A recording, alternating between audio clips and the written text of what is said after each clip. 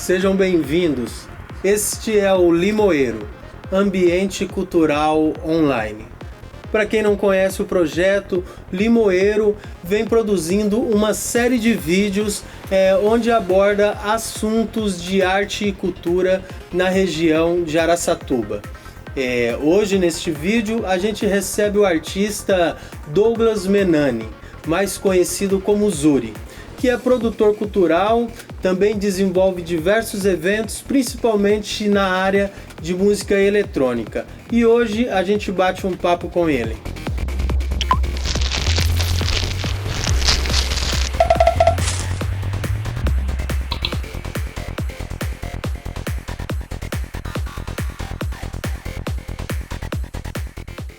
Mas melhor que ninguém para falar do seu trabalho é o próprio artista. E eu queria dizer, Zuri, é um prazer estar te recebendo no Projeto Limoeiro. Estamos muito felizes de estar aqui no seu estúdio para falar de arte, para falar de música, para falar de cultura. Mas a primeira pergunta, a primeira curiosidade que eu tenho é, Zuri, seu nome. Da onde que é que vem? Tem alguma história por trás desse nome que eu gostei bastante? Bom, boa tarde, Ed. Boa tarde, galera. Zuri, ele tem um pezinho de religião voltado da época suméria. Zuri foi um dos filhos de An e Antu, que são os pais da criação de todo o nosso ambiente e universo. Zuri, ele vem de um dos filhos que ele é um criador de todas as dimensões a qual a gente semeia, que é o limbo, o que a gente pode chamar de inferno. Mesmo aqui onde a gente vive é um plano terreno, que é uma dimensão criada que vem perante o deus Zuri, que vem da época da Suméria, 4 mil anos atrás. Que bacana ouvir essas histórias e são espaços de dimensões, né? Que se cria a partir dessa história que você contou.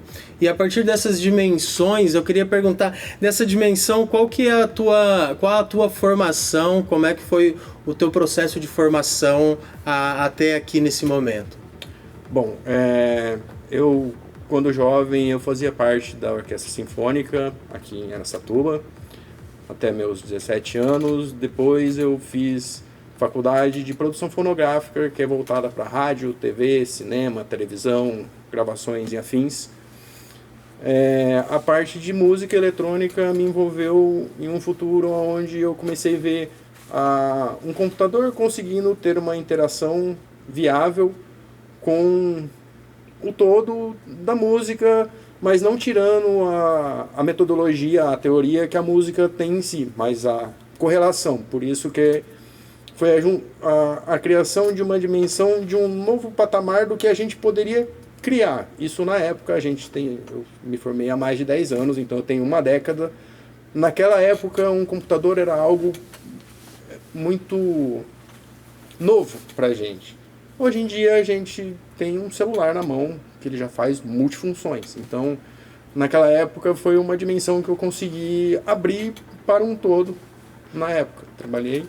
Sobre essa questão da tecnologia, das mídias digitais e toda essa ferramenta que eu imagino que você trabalha, a gente vê você ainda vê preconceitos sobre a criação com a música eletrônica? Você percebe isso ainda? Resistência, talvez até dentro do próprio mundo da música?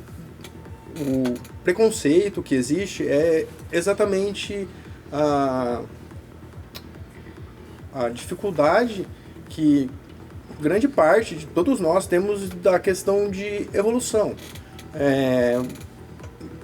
A galera não consegue ver quem é da música, que toca um violão, que um computador consegue fazer a mesma mecânica de um cara tocando, sem sair do espaço de um computador. Trabalho transformar o computador, fazer uma bateria como se fosse, não vou lembrar, que eu consigo transformar dentro do PC em uma banda. E hoje também você pode confirmar isso, acho que mais que ninguém, que a música eletrônica também, a música orgânica, ela também já tem esse hibridismo, né? Sim, da música eletrônica, muitos artistas também fazer essa fusão. Que realmente puxa muito isso aí, tudo. A gente tem exatamente, extremamente... A gente também, o preconceito. O funk, mas não o funk americano. O nosso carioca, que a gente... Eles usam uma MP5, colocam lá os sons, com pouca equalização, com pouco som geral. E tem o digital ali, porque eles não podem ter uma banda em si, saca? Então eles têm lá uma MPX para ficar lá batendo e um cara cantando. Então o digital ajudou em uma questão global, até o mais pobre a aprender sobre um pouco de música, a cultura. O digital ajudou ainda. Democratizou um pouco a possibilidade de criação dentro do universo da música, né? Uma percussão em si custa quanto? Saca? Você for montar, já que você olha assim, você sabe quanto custa cada pecinha daquela que você trabalha na percussão. É muito caro. O cara vai lá com uma MPC que custa, vou falar milão. Ele coloca até a bateria do Marilyn Manson ali dentro e fica batendo. Então ali ele tá com um monte de espacinhos de samples prontos, por assim dizer, para ele poder utilizar. Zuri, é muito legal isso que você está dizendo, né? Essa questão do preconceito com a música eletrônica, mas também o que você está dizendo da democratização, né? Das possibilidades que se criou. Mas mudando um pouquinho de assunto, ou talvez até dentro do mesmo assunto, eu lembro da sua imagem, eu lembro que estou te conhecendo, conheci você há pouco tempo. Eu morava perto da tua casa, não te conhecia, e eu via você sempre caminhando com seu cachorro, fumando um cigarro, e sempre achava a figura sua, a pessoa sua bastante interessante, mas acabou que a gente nunca parou para conversar, não tivemos essa oportunidade. Sobre essa questão da identidade, da identidade do artista, é uma coisa que te preocupa? É uma coisa que... como as pessoas olham você com esses dreads, fazendo música eletrônica, como que você enxerga, ou você também não se preocupa muito com isso, assim? Bom, Ed, nos dias atuais, já não... A questão do preconceito, como ele vem de fora, na minha visão, é o que o outro tá vendo de mim, que é exatamente o que você estava falando. Eu ali fora, fumando um cigarro, andando de cachorro, eu sou só uma pessoa com um viés fisiológico diferente. Mas a gente sofre uma questão, perdão da palavra, de retaliação, porque a galera acha que só porque eu tô com os dreads, ou, perdão, também mal vestido, que eu sou alguém perdido ali na rua só andando com o meu cachorrinho. E não, eu faço, vou dizer, transformações culturais, tento inserir isso dentro da sociedade, seja ela o cara que tem um alto poder aquisitivo, como ele tenha um baixo poder aquisitivo. Então, dentro de todo o preconceito que todo mundo olha, eu tento responder com coisas que supram e surtam efeitos positivos no geral. Então, tirar a ideologia só do que você está vendo e realmente adentrar dentro do covil e descobrir tudo aquilo que realmente existe de cultura ou de aprendizado que você pode tirar de um fisiológico que não faz correlação com o viés ideológico que a pessoa está olhando. Fora isso, tô tranquilo na... E você agora falou do covil. O covil, seu estúdio, seu espaço, fala um pouco desse lugar. Sim. Lugar que a gente está aqui, né? É o nosso amigo geral aqui. Meu estúdio, ele tem, fora toda a parte acústica, física, sendo tratada para que a gente ouça bem o que a gente está produzindo. Ele tem anos de historinhas aí, muita gente já passou aqui, desde pequenos artistas até gente muito alta. É parte da minha formação. o que a gente produz do digital aqui dentro de Araçatuba, Birigui, eu sou um dos poucos que eu posso dizer que eu sou formado e aplico isso na minha vida. Então, parte do todo do Covil do Zuri, ele é 100% do estudo e tudo o que eu fiz na minha linha. E dentro disso, dentro desse espaço aqui, além de produção, além de você produzir as suas próprias composições, você também dá aula, você também... Sim.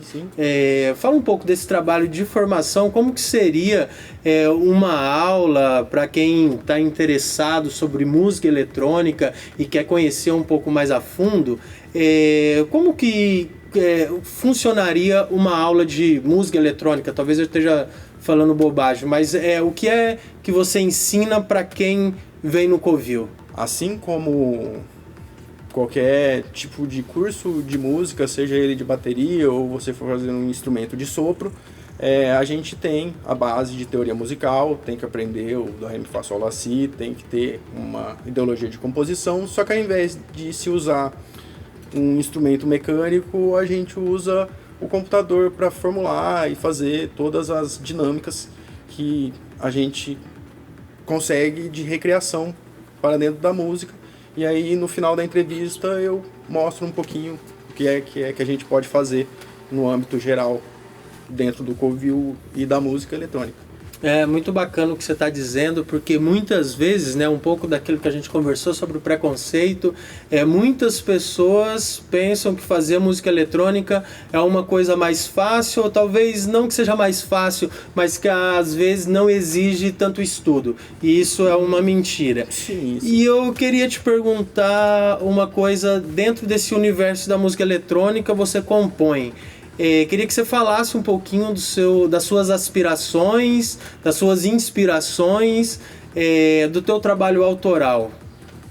Bom, meu trabalho autoral, eu toco uma vertente que se chama high-tech. É uma vertente muito rápida da música eletrônica. Vejo ela como o thrash metal do rock, um som bem sujo.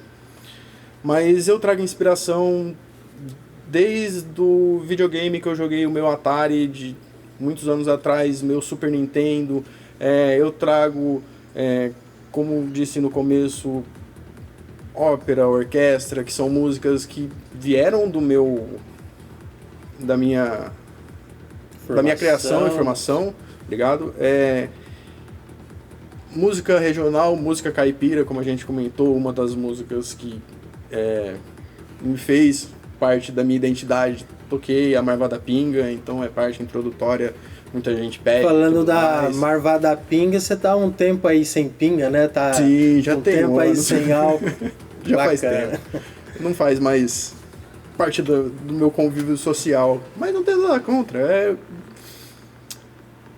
É um divertimento social, então beber é parte da nossa sociedade. E legal, queria que você falasse um pouquinho mais disso, assim, então, assim, uma das inspirações também, às vezes a pessoa pensa que você, como um produtor de música eletrônica, só ouve música eletrônica. Isso é um erro também. Pra mim é muito um mito. Eu ouço de tudo, o que você quiser colocar. Eu vou ouvir desde a musiquinha do gás que toca passando na frente da minha casa, até as músicas... Muita gente vai ouvir e falar assim, aqui dentro não tem nada, mas se o cara é um compositor, realmente tem uma didática dentro do som, se ele está bem corrigido, bem ritmizado, continua sendo uma música. Dentro da percussão, tá vivo. Bacana. Queria te perguntar também, dentro dessa conversa nossa aqui, porque além de produzir música para várias pessoas, diversas produções, você também é um produtor cultural, você também desenvolve eventos, você faz eventos, rave. Só que o que a gente estava conversando ali atrás das câmeras, você falou, o meu trabalho, o meu projeto não é apenas uma rave, Não é apenas a música eletrônica envolve diversos outros elementos, outras áreas dentro do evento que você promove. Queria que você falasse um pouquinho pra gente de como funciona esse projeto. Eu tenho meu segundo projeto, ele chama Atílios Eco Eventos. Ele fica na cidade de Piacatu, fica a 50 km daqui. Lá eu trabalho com uma visão geral, fora a visão da rave, no meu palco principal, fora a gente tem uma regência de multiculturas, que se você andar um pouquinho você vai encontrar uma interação de teatro acontecendo, tem um pouquinho de viés ambiental, faço plantio de mudas, faço leitura de como anda o ambiente, da onde há o espaço.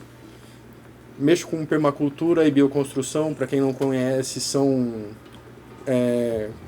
construções que não agridem tanto o meio ambiente, então a gente vai usar bambu, a gente vai usar barro, taipa, vai fazer hiperadobe. São outras formas de se construir uma casa, construir um vilarejo, civilização, de uma forma menos agressiva no âmbito geral.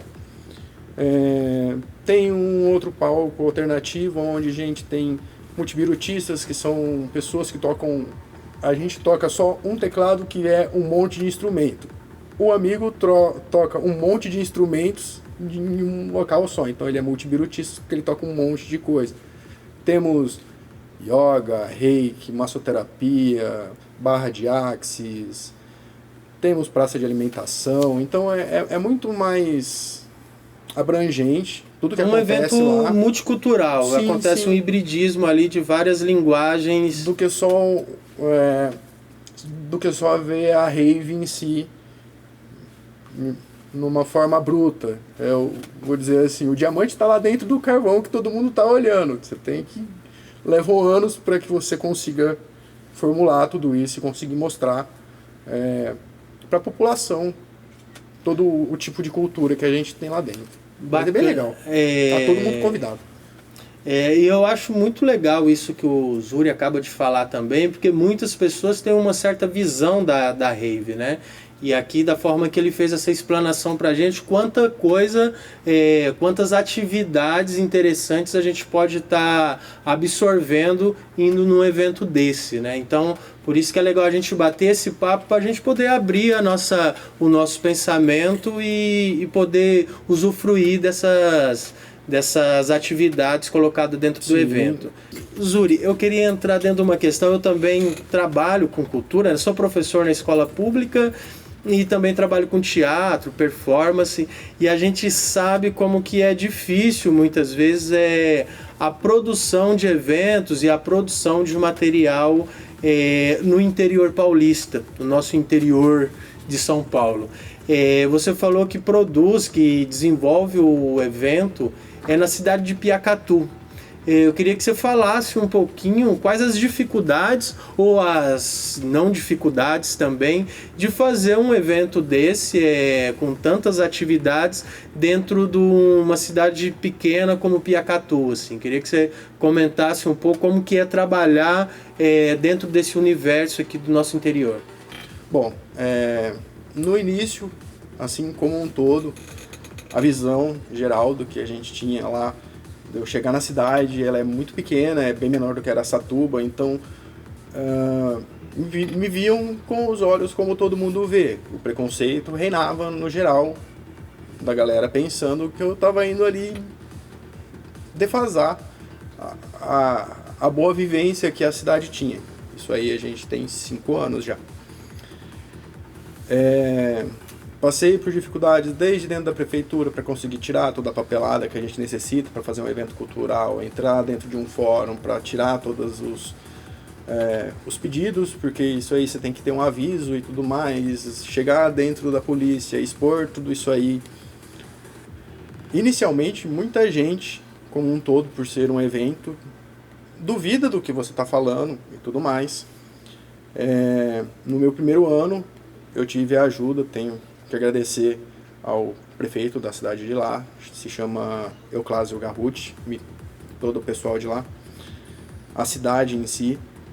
ele foi uma das pessoas que, após eu apresentar o projeto, ele confiou, mesmo tendo a ideologia de todo mundo de que aquilo ali era uma rave, que poderia, com perdão da palavra, era uma procrastinação, né, de tirar, porque lá tem toda a questão religiosa e afins de uma cidade pequena.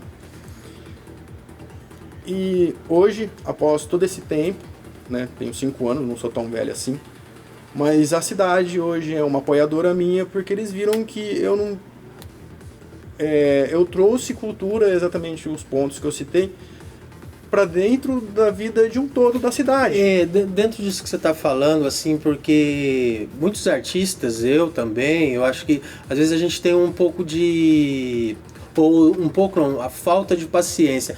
E aí eu acho que você está falando a questão do diálogo, de se escrever, ter o projeto, colocar na mesa e não ter medo de colocar para as pessoas e discutir isso. O diálogo é muito importante para que as portas se abram e novas possibilidades possam entrar no nosso interior também. Exemplo prático, eu poderia, se eu quisesse me englobar na sociedade para que tornasse, vamos responder assim, mais fácil, poderia ter um feitio, uma fisionomia de cabelo cortadinho, de não ter os cabelos todos os meus deadlocks, para chegar e ser apresentável, mas é exatamente para querer mudar a questão de preconceito, a visão geral do tudo e do todo que muita gente tem, na visão cultura geral, que eu ando, vou dizer, despojado, assim eu me apresento para todas as classes, do jeito mesmo que eu sou, porque não é o que você tá ali vendo uma pessoa, não é porque você olhou que o cara não tá com um terno, que ele não tá com uma calça social, que ele não é um ponto forte de criação geral, seja ele dentro de uma empresa como da cultura, tá? Eu digo em questão de aspecto. Então hoje em dia eu chego lá na cidade e a galera, antigamente, a hora que eu passava pela cidade, a cidade basicamente parava porque tava passando uma pessoa ali que ninguém sabia quem era, cheio dos cabelos. Hoje em dia eu chego lá, todo mundo me conhece, eu dou bom dia, eu paro em tudo quanto é canto. Eu posso não conhecer a pessoa da cidade, mas o cara sabe quem sou eu, porque é o cara que faz a rave. Então, hoje em dia, o que era uma pluralidade, eu tenho os dois lados. Eu era visto como, vou chamar de indigente, isso é feio, mas uma pessoa estranha, e hoje em dia eu consigo ter um fio de voz com todo mundo. E eu acho Conversa aberta. E eu acho que é muito interessante isso, porque é a partir do diálogo, né? Algumas pessoas podem até tá pensando, né? Falando, nossa, mas esse papo ainda da questão da aparência, mas em pleno século XXI ainda a gente tem um pouco disso, né? Das pessoas estarem preocupadas muito com a tua imagem, com o teu estereótipo, a vaidade. Eu acho que toda um pouco a indústria de massa, né? A cultura de massa querem nos deixar todos iguais e na verdade não somos iguais, né? E realmente quer colocar a gente enquadrar em uma forminha. É assim que a gente tem que ser. Se não for, você não faz parte daquele sistema. E aí eu acho que é dentro do diálogo e da liberdade nossa, né? Tanto como artista, como ser humano, a gente existindo, que esses caminhos vai ser abertos, dialogando, né? Outra coisa que eu queria te perguntar também é o público que frequenta os eventos, que frequenta as raves e com essas atividades todas. Muita gente aqui da nossa região, mas também eu sei que muitas pessoas de fora acabam visitando e vindo para os eventos. Queria que você falasse um pouco dessa relação assim para que as pessoas possam compreender também que muitas pessoas de fora a cidade toda acaba ganhando também, né? Sim. Com eventos como esse, assim. Bom, no meu evento vem gente do Brasil, quando não do mundo inteiro. Já veio gente da Argentina, gente da Bolívia, para conhecer o espaço. O espaço ainda é inicial, mas o nosso ponto de criação é muito forte, então vem muita gente de fora querendo conhecer, mesmo a região ainda não conhecendo tanto o nosso espaço, a gente está em evolução. Eu sou meio fora para dizer, porque para dentro desses eventos eu já levei minha mãe, meu pai, meus cachorros e minha avó. Então,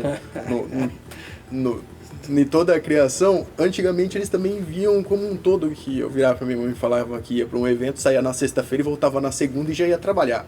Então, vocês dormem, o que vocês fazem? Então, sempre teve a visão de que a gente ficava muito doido.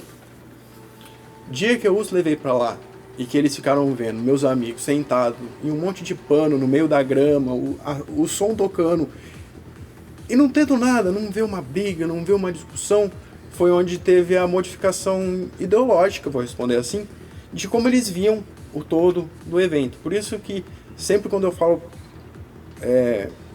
para todos, eu convido para ir lá reconhecer e ao menos entender, tentar ver o que é que está acontecendo realmente ali dentro, e não só porque te deram um rótulo onde ali só tem coisa errada, você não pode entrar. O projeto Limoeiro é um projeto que ele, dentro da pandemia, de toda essa situação de isolamento social, ele vem justamente para poder disponibilizar para as pessoas vídeos falando sobre arte, cultura e dando a possibilidade das pessoas terem acesso a esses artistas, a esses pensamentos. Para você, com a questão dos eventos, da produção, você estava falando sobre essa questão de mudar mentalidades, questão de ideologias, e eu acho que todo mundo nesse momento anda passando por reflexões, né? Estamos quase um ano com uma pandemia, a gente não sabe ainda até quando vai isso. Eu queria te perguntar pessoalmente, o Zuri, dentro desse espaço de isolamento social, não podendo realizar os eventos que você realizava, o que mudou e como que ficou a produção do Zuri dentro desse espaço, tanto como artista, tanto como pessoa? Assim como todo mundo, a gente tem tentado me reinventar, vamos dizer assim. Nada nem se compara a uma falta de um evento. É a mesma coisa uma falta de um teatro, você não poder... Vou responder assim, não pode sair para comer um lanche, mas um evento em si, a gente cria, mesmo que seja serviços terceirizados, é muita gente que trabalha no final de um turno, então é muita gente que não está trabalhando, assim como eu. A gente tentou se reinventar a hora que vocês entraram, se vocês virem, a gente tem um monte de celular jogado aí do lado, que assim como um todo, na Twitch a gente faz algumas apresentações de vez em quando com os amigos, então a gente também está tentando se englobar no meio digital, né? Mostrar, continuar fazendo o evento sendo ele digital. A gente cria as linhas dos DJs e ficam lá tocando durante todo o final de semana, só que não é a mesma interação geral, porque a gente gosta da questão do público que está lá se divertindo e tudo mais. Eu faço evento, então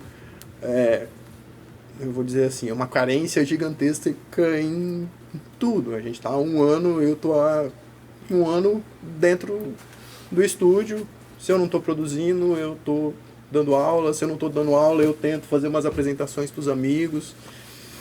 E a gente está tentando fazer esse mundo continuar girando sem perder a mostra do que a gente tem. Dentro desse espaço de isolamento, desse tempo aqui, dentro do Covil, como você disse, dentro do estúdio, as conexões com outras pessoas de fora, via as redes sociais, as mídias, isso também é constante entre o trabalho de vocês, sim, assim, sim, a sim. troca de informação, de produção.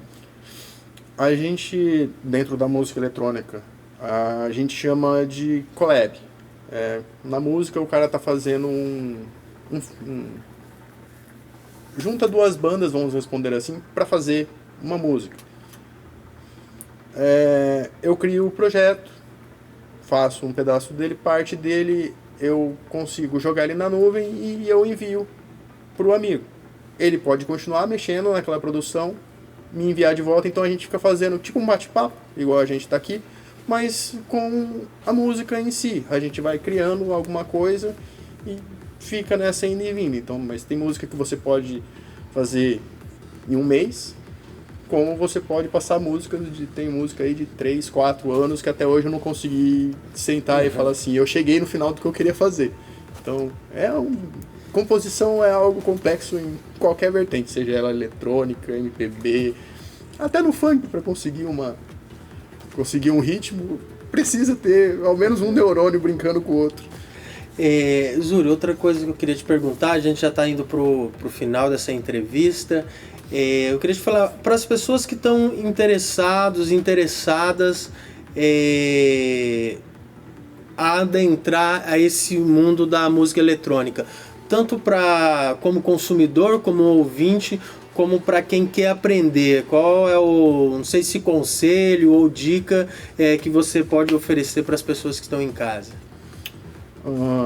Bom, o meu Covil está aberto, quem quiser conhecer, procura no Facebook ou no Instagram, Covil do Zuri, a gente está lá para conhecer um pouco do espaço. Assim como tudo na vida, você precisa ter, antes de mais nada, a sua determinação. Você achar que você quer algo não é uma determinação, então você virar e falar, eu quero isso, então você tem que cair de cabeça, tem que estudar muito, seja para música eletrônica, seja para música normal, seja para o que você quiser fazer, você vai ter que ter, antes de mais nada, coloque sua determinação perante a sua vontade, que, cara, você pode ter certeza que o que você quer na sua vida, você vai conseguir fazer, sabe? Galera, a gente está aqui com o Zuri, estamos chegando no final desse vídeo, no final dessa entrevista. Queria muito te agradecer por ter aceitado bater esse papo com a gente. Eu acho que muito rico para quem está em casa, para a gente da produção que está aqui também. O Limoeiro agradece de coração a sua participação nesse projeto. Poxa, quem agradece sou eu por também me dar o espaço, mostrar um pouquinho do que é o nosso mundo eletrônico, do que é que a gente faz em um todo. Fico muito feliz em fazer parte, continua sendo âmbito cultural, que isso aqui vá muito longe, que o Limoeiro continue a crescer, que a gente precisar e puder agregar em um todo, a gente está aqui para servir vocês também. Muito Valeu, obrigado. Zuri. Eu trabalho com um programa que se chama Ableton Live. Com ele a gente faz a reprodução ou a captação de áudio e tudo mais. Dentro dele a gente utiliza de canais, de sinais. É um canal que ele é um arquivo de áudio já pronto, onde a gente utiliza ele para uso. É um kick já pronto. A gente também utiliza um segundo tipo de canal, que seria um canal de MIDI, ou um canal onde vai entrar os sinais do teclado no momento em que eu aciono.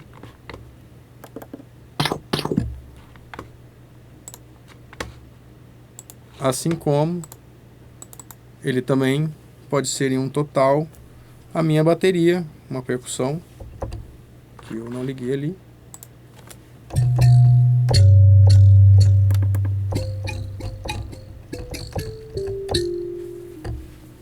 Então, dentro do programa e com a elementação digital, eu consigo ter a minha banda dentro de um lugar só. Vamos lá.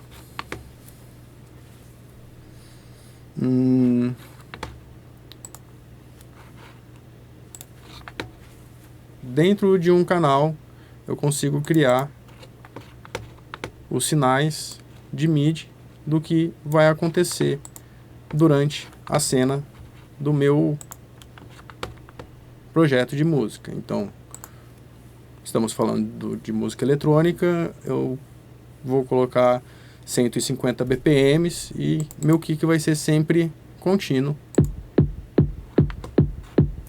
que é a nossa marcação.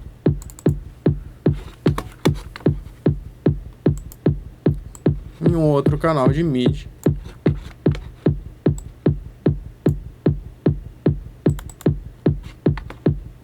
A gente vai colocar um VST, que é um instrumento virtual, a qual a gente transforma o canal em algum tipo de instrumento musical. Nesse aqui é o que tá a marimbazinha.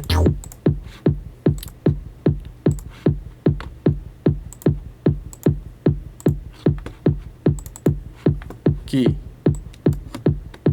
ou eu toco ela no meu teclado, ou eu posso ter ela em um sinal já pronto, tocando junto com o meu kick contínuo.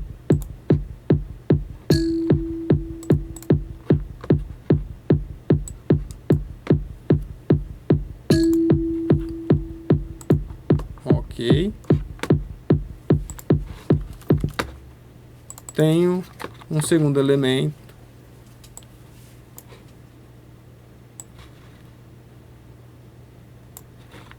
que eu vou colocar como um ambiente. Vou criar mais um canal e vou colocar um sinal direto e vou chamar ele de baixo.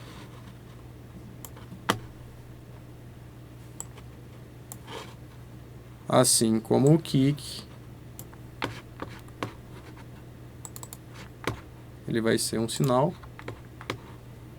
contínuo. O VST chama Serum da Expert. Legal.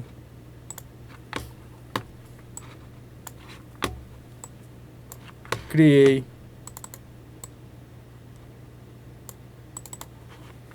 o MIDI. Não é esse. É esse.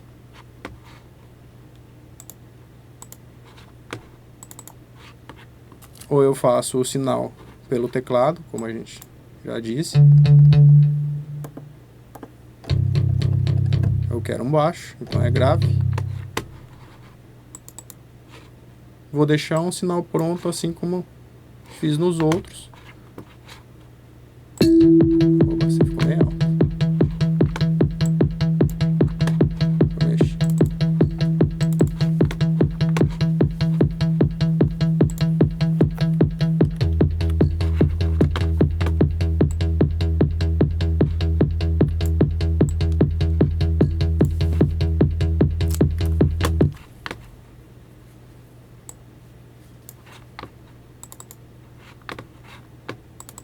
Por último, vou fazer um ambiente.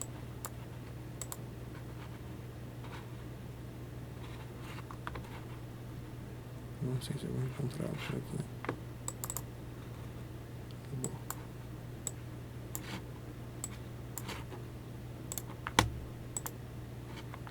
Aqui também, mesmo ele contínuo, a gente chama ele de arpeggiator. Ele vai ficar criando modulações .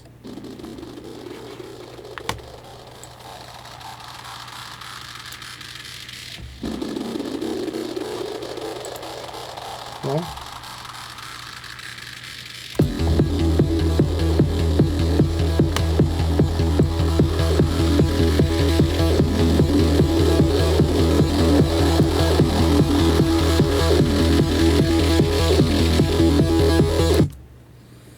após eu fazer uma criação, terminar todas os elementos e construções que o projeto da música vai ter um monte de canais idênticos, que vai ter a sua caixa, vai ter o resto de percussão. Aqui a gente tem 3 canais só por exemplificações. Após eu terminar a criação de clipes, de espaços do que seria o meu som, eu vou criar 2 elementos. Um deles eu uso o teclado, que ele vai ser meu ajudante de automação, que a hora que eu modifico um dos elementos no teclado, ele muda um dos atributos que tem dentro do plugin. Após a criação de alguns dos elementos, a gente vai fazer a gravação deles na outra tela, que é o processo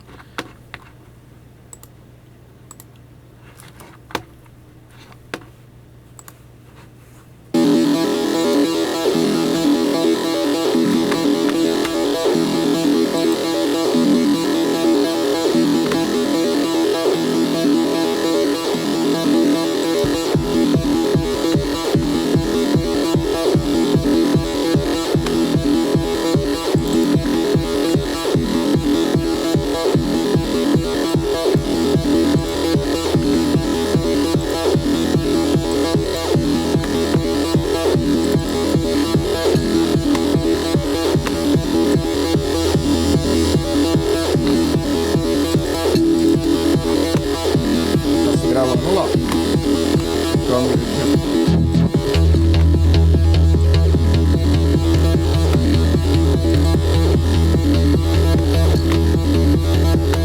Toda e qualquer coisa que eu fizer e não tá querendo ser desse,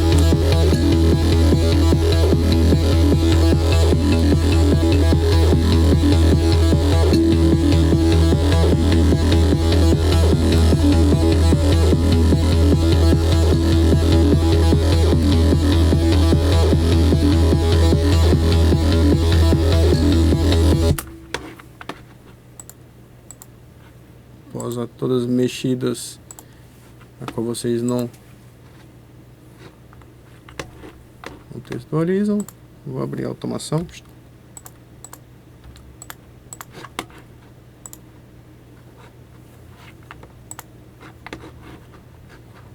Tudo que eu mexi aqui no teclado, ele está salvo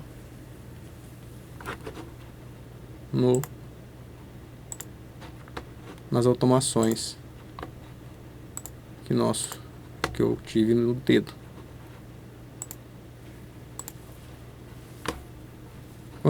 Se eu não tenho o teclado, eu posso fazer uma recriação manual. Vai ficar muito menos humanizada, mas continuará sendo algo que... Um exemplo prático, alguém que vai colocar um pedal em uma guitarra.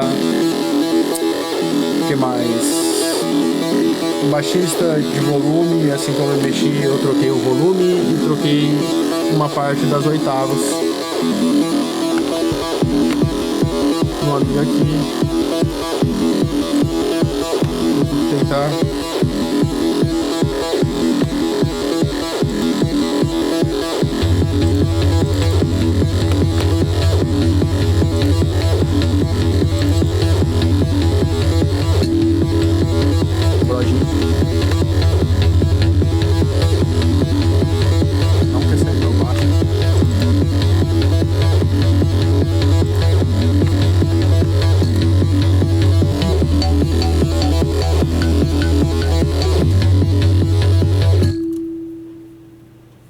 Entenderam? E é mais ou menos o que a gente utiliza e recria no nosso mundo eletrônico. Mesmo que sutil, era só para dar uma observação.